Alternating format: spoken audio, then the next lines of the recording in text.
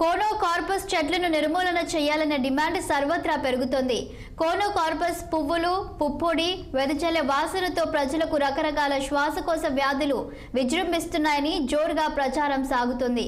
గత 5-6 ఏళ్ల క్రితం మొక్కలను నాటడంతో సిద్దిపేట జిల్లాలో ఏపుగా పెరిగి చూడడానికి ఆకర్షణగా కనిపిస్తున్నాయి. కానీ ఈ చెట్లు చాలా ప్రమాదకరమని కొందరు చెబుతున్నారు. కోనోకార్పస్ చెట్లు గాలిని పీల్చడం ద్వారా మనిషి ఊపిరితిత్తుల్లో ఒక రకమైన లేయర్ ఏర్పడి రకరకాల సమస్యలకు దారితీస్తున్నాయని వైద్య నిపుణులు చెబుతున్నారు. ఈ చెట్లను ప్రభుత్వం తక్షణమే తొలగించాలని ఒక సాఫ్ట్వేర్ ఉద్యోగి ప్రజలకు అవగాహన కల్పిస్తున్నారు. కోనోకార్పస్ మొక్కలు ప్రమాదకరం అంటున్న సాఫ్ట్వేర్ ఉద్యోగి సందీప్తో మా ప్రతినిధి స్వామి ఫేస్ టు ఫేస్. హరితహారంలో భాగంగా కొన్ని చెట్లను నాటే కార్యక్రమం చేసింది. వారు టార్గెట్ రీచ్ కావడానికి కూడా గ్రామాల్లో అలాగే పట్టణంలో కూడా కొన్ని చెట్లను పెంచింది. ఈ చెట్లు ఈ మధ్యకాలంలో కొంత వివాదానికి తెరలేపుతా ఉన్నాయి. ఈ చెట్ల వల్ల ప్రజలకు చాలా నష్టం జరుగుతుంది, ఆరోగ్యరీత్యా చాలా ఇబ్బందులు ఎదుర్కొంటున్నాయని కూడా చెప్పేసి కొంత చర్చ జరుగుతూ ఉంది. ఈ చెట్ల వల్ల నష్టం జరిగే అంశాన్ని సిద్దిపేటకు చెందినటువంటి సందీప్ అనే వ్యక్తి ప్రజల్లోకి చైతన్యం తీసుకుపోయి ఈ చెట్లను తీసేసే విధంగా ఆ చెట్ల వల్ల ఎట్లాంటి నష్టం జరుగుతుందనే అంశాన్ని మనం తెర మీకు తీసుకొస్తా ఉన్నాడు. సో అతను మన దగ్గర ఉన్నాడు.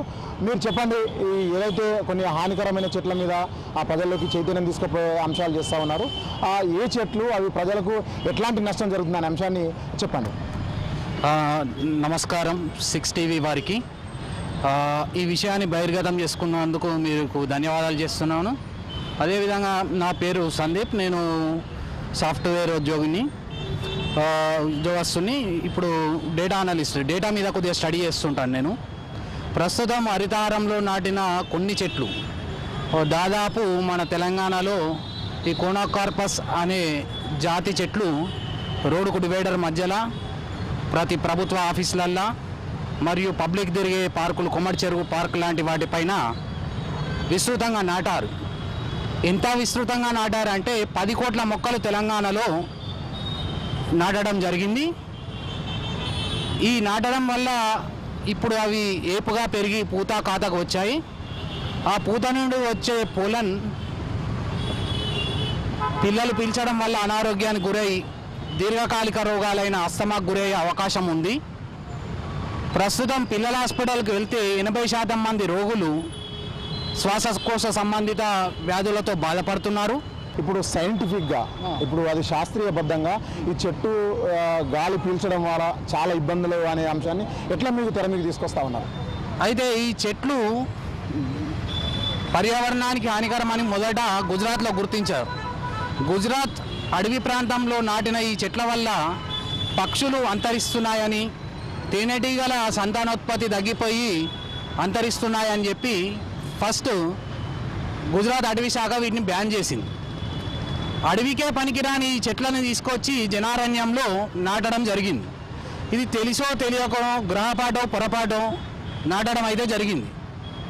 తర్వాత దీనిపై వివిధ రీసెర్చ్లు జరిగాయి, వివిధ దేశాల్లో జరిగాయి. అన్ని దేశాలు కూడా ఈ పోలన్ గ్రెయిన్ని పీల్చడం వల్ల మానవాళిపై తీవ్ర పరిణామాలు ఉంటున్నాయని చెప్పి నిర్ధారించబడింది.